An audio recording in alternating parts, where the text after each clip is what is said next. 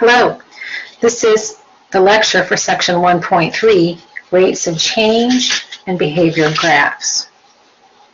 So what is rate of change? Well, mathematically, we could think about rate of change as a description of how the output quantity of a function changes in relation to the input quantity. The units on rate of change would be considered output units over input units, right? One example might be if you think about the rate of change that your car moves when you're driving it, right? That rate of change is going to be miles per hour. It's the change in miles over the change in hours as you drive. Okay, an average rate of change then can be thought of as the total change of function values or the total change in the outputs of a function divided by the change in input values, right? So we might write that out like this. Average rate of change would be the change in output over the change in input, a ratio of those two values. In mathematics, we often use the Greek letter delta, or this triangle here, to symbolize change in. So we might write this change in output over change in input as the change in y over the change in x, or delta y over delta x. Y is usually the outputs of a function, and x is usually the inputs. Right? If we wanted to write that as a formula, the change in the y values would be you need to choose two points, and we would find the difference in the y's by subtracting y1 from y2, right? And then divide it by x2 minus x1. That should look familiar to you. For linear functions, that's the formula for the slope, right? Linear functions, the average rate of change is constant. It never changes, so we just refer to that as the slope, or m. However, in nonlinear functions, the average rate of change depends greatly on the interval over which you're examining the function. All right, so let's look at a couple of examples. Here we have a graph of a function here. This looks like it's a portion, anyway, of the quadratic function from Toolkit Functions. This is an open circle over here, closed circle here. Right, it's just a portion of it. And if we wanted to, based on this graph, if we wanted to find the average rate of change on these following intervals, that first interval is from -1 to 2, right? So that means when we're finding the average rate of change over an interval, it's the interval of x values. It's always of inputs, the interval of inputs, or x values. All right, so to find that, I could apply that my formula here. The change in the y's, it's y2 minus y1 over the change in the x's, x2 minus x1. I just need to find these 2 points on the graph, right?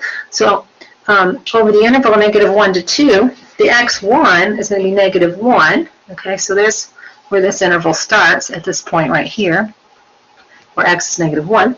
And it ends at x equal 2. That's our x2 value. Let's see, when x is equal to 2, that's going to be this point right here. All right? So the coordinates of these 2 points, the first point is -1, 1. The second point is 2, and that's a 4 over there. 2, 4. All right? So if we consider the leftmost point our point 1 and the rightmost point our point 2, then -1 is our x1, 1 is our x2, okay? And then on the second point, 2 is going to be our x2, oh, I'm sorry, not x2, y1, sorry, x1 and y1. And on the second point here, we'll have x2 and y2. x1, y1, x2, and y2. All right, so we can plug in these into the formula and find what the average rate of change is. Let's see. y2 minus y1, that's a 4 minus 1 over x2 minus x1, that's a 2 minus a -1. So 4 minus 1 is 3 over 2 minus a -1, that's 2 plus 1, that's another 3. So it looks like our average rate of change here is simply 1. right? Simplifies down to 1. So I mentioned that for linear functions that the rate of change is the slope, right? So if I were to draw a secant line between these 2 points, might look something like that, I would note that the slope of this line is going to be 1. Remember your rise over run? If we go from this point to this point, we go rise up 3, 1, 2, 3. Run is also 3, positive 3, 1, 2, 3. The rise over run is 3 or 3 or 1. Okay. So the average rate of change on any function over an interval is going to be the slope of the secant line that connects the start and the end of that interval. Okay. Look at this next interval from 0 to 2. Well, that one, I'll need to switch colors here. From 0 to 2, 0 is right there. X is 0. Of course, the coordinates at that point, that's the origin, 0, 0. And we have the coordinates of where x is equal to, it's that same endpoint. All right. So that means the average rate of change over the interval 0 to 2, it's going to be the slope of this secant line. It's going to be something steeper, right? Let's look at that. That's a steeper slope. I can use the formula to find it. y2 minus y1 over x2 minus x1. So that's going to be 4 minus 0 over 2 minus 0. Right? That would reduce down to 2 over 1 or just 2. As we can see, that's a steeper slope. 2 is a steeper slope than 1, right? Think about that with the average rate of change. Up 4 over 2, you can see that the slope of that secant line there is 2. All right. What about the interval of 1 to 2? Well, let's see. Where is x equals 1 is right there, so that would be the beginning of that interval. The end, of course, is the same. That's going to be the slope of this secant line right here, right? Or, let's see, the coordinates of this point are 1, 1. So the y2 minus y1 over x2 minus x1 here is going to be 4 minus 1 over 2 minus 1. Or 3 over 1. Even steeper yet. All right? So average rate of change greatly depends on the interval, that you're analyzing, right? What do you think would happen to the slope of this secant line as we got closer and closer, as the start of the interval got closer and closer to 2? Looks like it's going to get steeper and steeper, but maybe not a whole lot steeper. This might be a really good estimate of the rate of change right there. All right. So if we don't have the graph, if we just have the formula for a function, we can still find the average rate of change. That's no big deal. We can use our formula there. We just want to think about it a little bit differently. Here we have a function, it's a more complex function, 2x squared plus 4 over x, and we want to compute or find the average rate of change over these 3 intervals.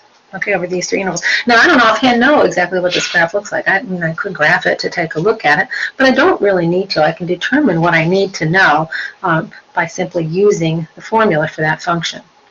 So if the average rate of change is the change in the y's over the change in the x's, right, or the change in the outputs over the change in the x's, I could also write this as f of x2 minus f of x1 over x2 minus x1.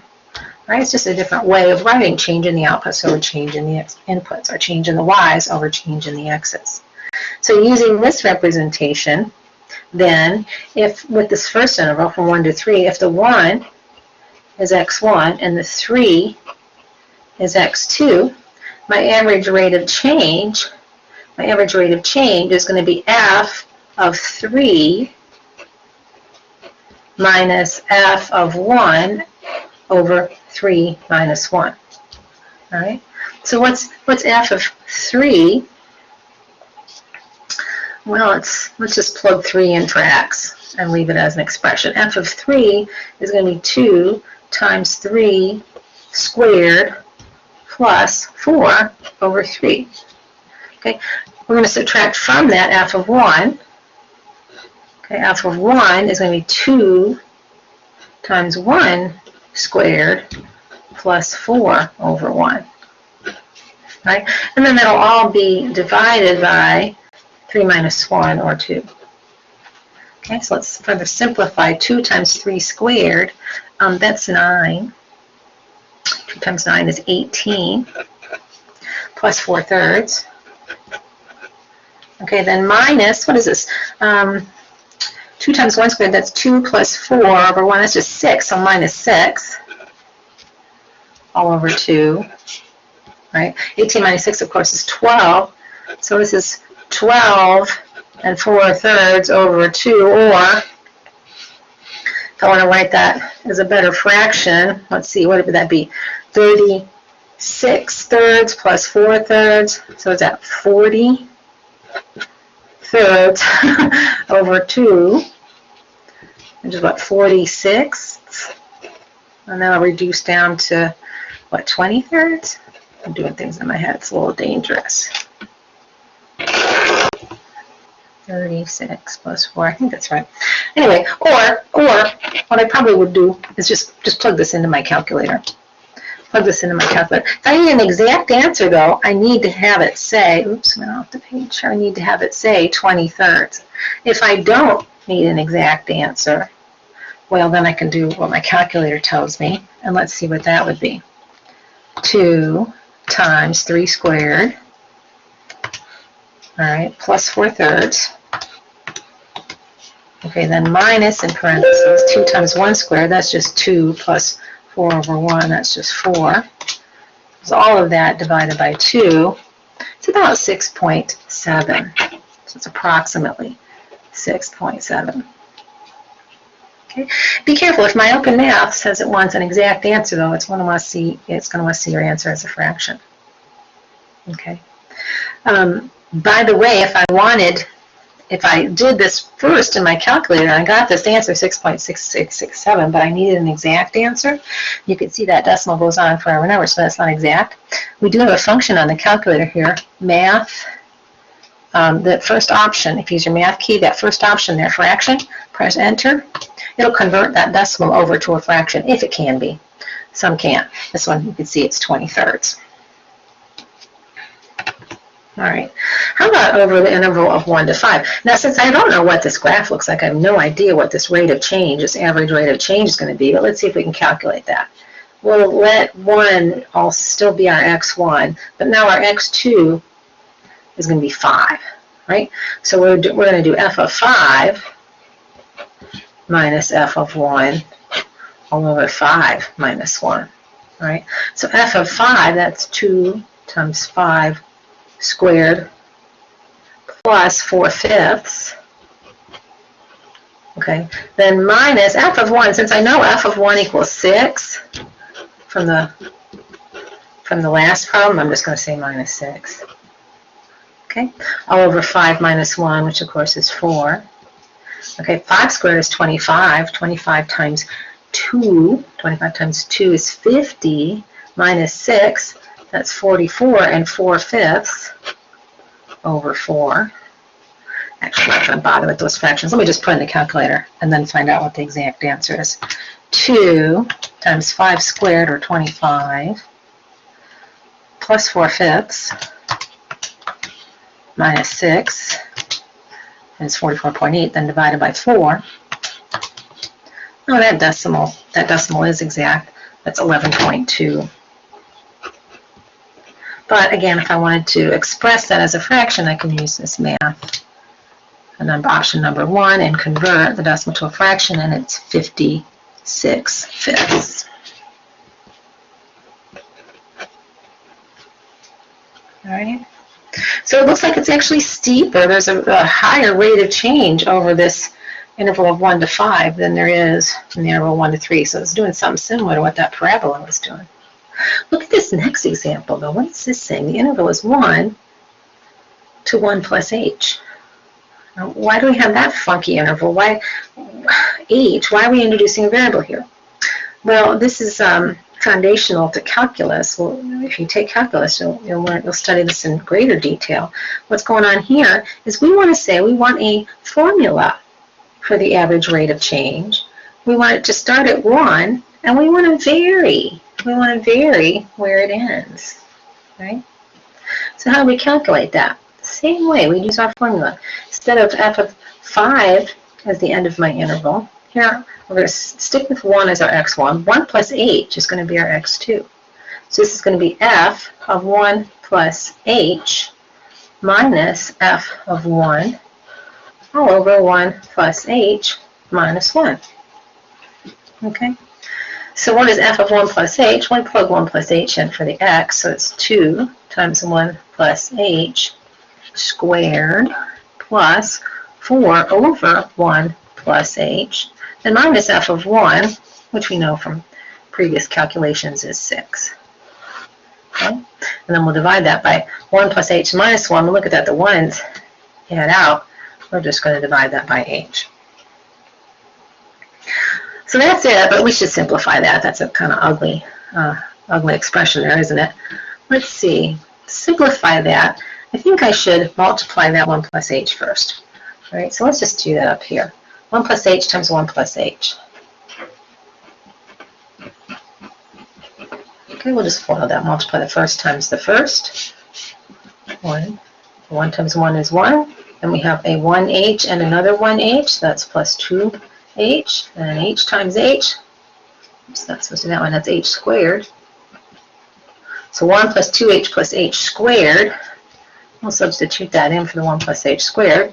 So it's 2 times 1 plus 2h plus h squared plus 4 over 1 plus h minus 6 all over h. Okay, so kind of running out of room there. Let's go over here to finish. Okay, let's see if we can simplify. Let's go ahead and distribute that 2. So we have 2 plus 4h plus 2h squared plus this 4 over 1 plus h, then minus the 6 over h. We can combine that 2 and that 6.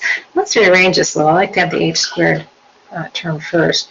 So when I further simplify that numerator, I have 2h squared plus 4h, and then 2 minus 6, that's going to be minus 4, and then I've got that 4 over 1 plus h.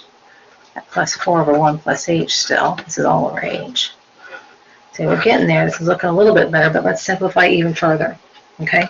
This numerator has this one fraction in it, this one rational expression, so we're going to need to establish 1 plus h as a common denominator. Okay? So that means, let's come down here and do it. I want to multiply this 2h squared by 1 plus h over 1 plus h. Okay. Then I want to multiply that 4h times 1 plus h over 1 plus h. Right. Then I want to multiply that negative 4 times 1 plus h over 1 plus h. And I still have that plus 4 over 1 plus h. Now I have the same denominator, so I can combine these. That's still all over h. I need another piece of paper to continue this. All right, so now what? Let's see. Let's write those all over that same denominator. We'll distribute that 2h squared. Okay. So that's going to be 2h squared plus 2h cubed. Okay, then we'll distribute that 4h. So that's plus 4h plus 4h squared. Okay, and now we'll distribute that negative 4, so that'd be minus 4 minus 4h. Then we have a plus 4, and now they all have that same denominator. So that will be over 1 plus h, and then that whole thing is still over h. Whole thing is still over h. All right. Okay, let's see. Let's combine like terms in that numerator. let's see, there's only one h cubed term. So 2h cubed. Now there's 2h squared terms. That's 2 plus 4. That's plus 6h squared. Okay, there's 2 h terms. Oh, the h terms add out. Positive 4h, negative 4h. And then look at this. The constants add out too. Negative 4 and positive 4. So we're left with 2h cubed plus 6h squared over 1 plus h over h. That's looking a lot better, isn't it? I don't like that compound, that complicated rational expression. So let's rewrite that. This then becomes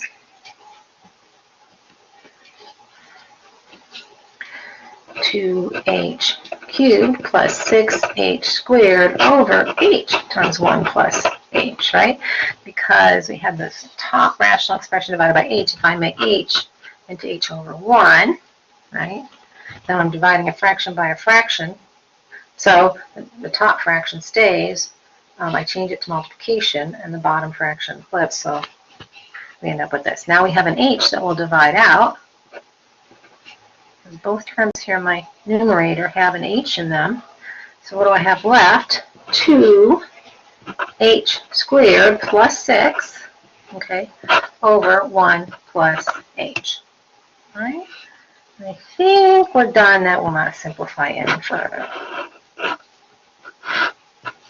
Okay. So what we now have is a formula for the average rate of change when we begin at 1 and we end at any value 1 plus h.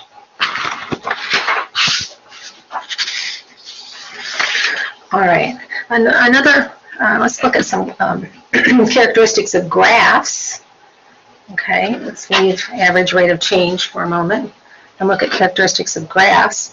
When graphs are increasing, or when a function is increasing, the graph of that function is moving up, like this. Okay? A definition of an increasing interval of a function would say that the function values, or the y's, increase as the inputs increase, right? So we could say outputs increase as inputs increase, or y increases as x increases. Right? When a function is decreasing graphically, it's moving down like this as we go left right across the graph. The interval of decrease is going to be defined if the outputs of a function values or y's decrease as the inputs or the x's increase. Okay? So as we go left to right, the y's are decreasing as the x's are increasing. All right. Local maximum, we can have a local maximum on a function. This is a turning point for a function. This is a point where the function changes from increasing to decreasing. So the graph would look something like that. The local maximum might be right there. All right. We can also have a local minimum. That's where the function changes from decreasing to increasing, right? Or a low point on a graph that would look like that. All right, let's analyze that. Let's look at that further. Let's analyze that on a graph. Here's an example. All right, so we have a graph here, and let's just say there's arrows on the end of this. This looks like a polynomial, okay, a graph of a polynomial.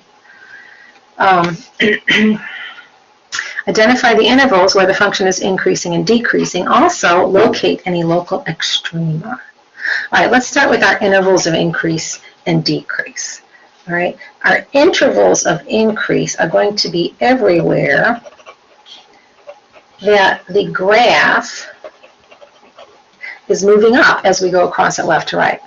So if we like to trace this graph, I'm going down, down, down, down, down. Right here, I start moving up again, all the way until this point here. So the first interval of increase is occurring from here to here on the graph, and those x, or the coordinates of those points, or changes direction.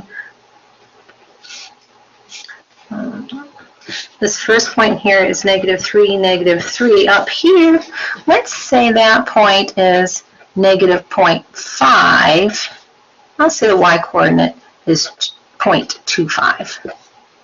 Okay, so negative 0.5 and 0.25. So the interval of increase is always going to be the inputs or the x values.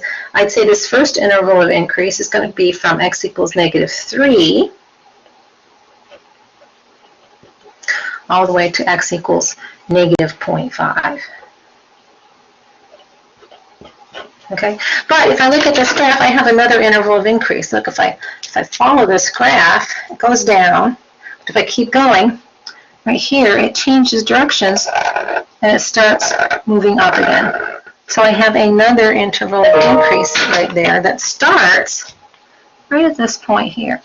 Right at this point here. Let's see, I'd say the coordinates of this point, we're gonna say that looks like that's about 1.25, and then the negative, or the y coordinate, I'm gonna say it's a negative, I'm gonna guess that negative 1.1. Right? So I have this second interval of increase, the second interval of increase that goes from 1.25 to, and that here I was indicating that's going off forever to infinity. So there's two intervals of increase. How about decrease? Well, decrease is where the graph is moving down as I follow left to right. Looks like I have one here. Okay, and I have another one here. So my intervals of decrease then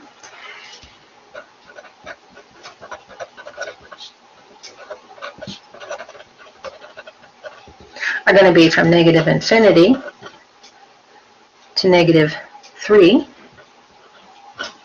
And then I have another interval of decrease from negative 0.5 to 1.25. So my intervals of decrease, okay? Now my local extrema are the turning points in the graph, right? So I have two local extrema. I have two local minima.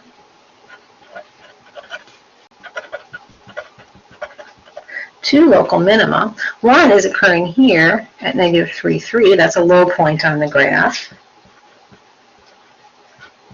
I have another one that's occurring right here at 1.25, negative 1.1. That's another low point on the graph. A local minima is the lowest point relative to those points that are near it, right? Low point on the graph. Now, there also can be a global minimum. This graph has a global minimum at the lowest point. So here the global minimum. The global minimum is going to be negative 3,3. Okay. What's our local maxima? We only have one. It's this point here.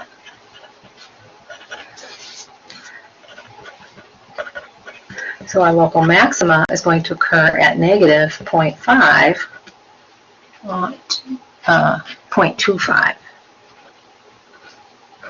All right. Now, do we have a global maximum here? It's certainly not this point, because look, there are higher points on the graph. Since the end values go off to positive infinity, we would have to say that there's no local, or no global, sorry, no global max. Global maxima.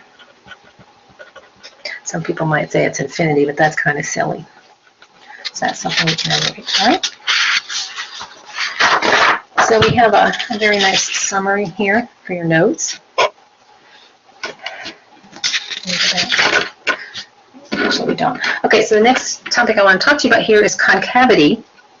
Graphs can be concave up or concave down. Right? Concave up is a portion of a graph where the rate of change is increasing. Right? Another way to think about concave up is that it's a portion of the graph, or an interval. If I sort of enclose that interval, it's like a bowl. It would hold water. Okay? We say that the rate of change is increasing because secant lines or tangent lines that I draw where it's concave up, as we move left to right, the rate of change is increasing. I can see the slope of these lines, it goes from negative and it becomes positive, the slope of these lines is increasing. Okay, concave down is the opposite. You can think about like an upside down bowl. It won't hold water, all right? Or the rate of change is decreasing. So any secant lines, as we move left to right, secant lines that I draw here have a decreasing rate of change or a decreasing slope. Here they started positive and then they became negative. All right? The inflection point is where concavity changes. It's where concavity changes. Looks like this graph, sometimes they're a little hard to estimate. Looks like this graph has an inflection point right there and another one right there. It's where the concavity changes. All right, now let's look at a nice summary of concavity and its lack of relation to whether the graph is increasing or decreasing. They are not related. There's 4 situations that can occur. We can be concave down on a decreasing portion of a graph, like this. It's concave down because as I draw secant lines, I'm sorry, concave up, because as I draw secant lines, the rate of change is increasing. Here we have concave up on an increasing. Again, any secant lines that I draw here have an increasing rate of change or an increasing slope. Getting steeper and steeper. I can have concave down on a decreasing interval on a function. That would look like this. Okay, again, rate of change here, or slope of secant lines. Slope of secant lines would be decreasing. And then I can be concave down on an increasing portion of the graph. It's increasing because it's moving up. But my concavity, look at my secant lines. I can see that the slope of them is getting smaller. Okay, so the rate of change is decreasing. So concave up and concave down. Let's look at one example involving concavity. Let's take a look at this graph and see if we can determine the intervals where the graph is concave up, concave down, and identify any inflection points. Now, inflection points, sometimes we have to estimate them. On this graph, I'm going to estimate, let's start with the inflection points. That's where the concavity changes, right? So it's like we're concave up here, then some point become concave down. I'm going to guess that inflection point, we'll put it on a whole number. We'll estimate that it's right there. Okay, so now we're concave down. Concavity changes again somewhere here. I'm going to say maybe it's right there. Make that a bigger dot right there. I want to say that's at 0.5. The next equals 0.5.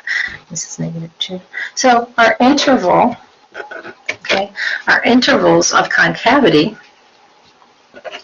we would say that this graph is concave up on the interval -infinity all the way to -2, or also concave up from 0.5 to infinity. Okay, we're concave down.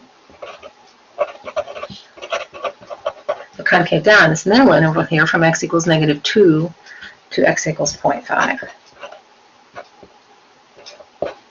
Okay, our inflection points are here where the concavity changes. The coordinates of this point here at x equals -2, it looks to me like that's -2. We're going to say it's -1.75. Over here, we'll say that the coordinates of that point are 0.5, -0.5. Maybe we'll say that. Okay. So inflection points then.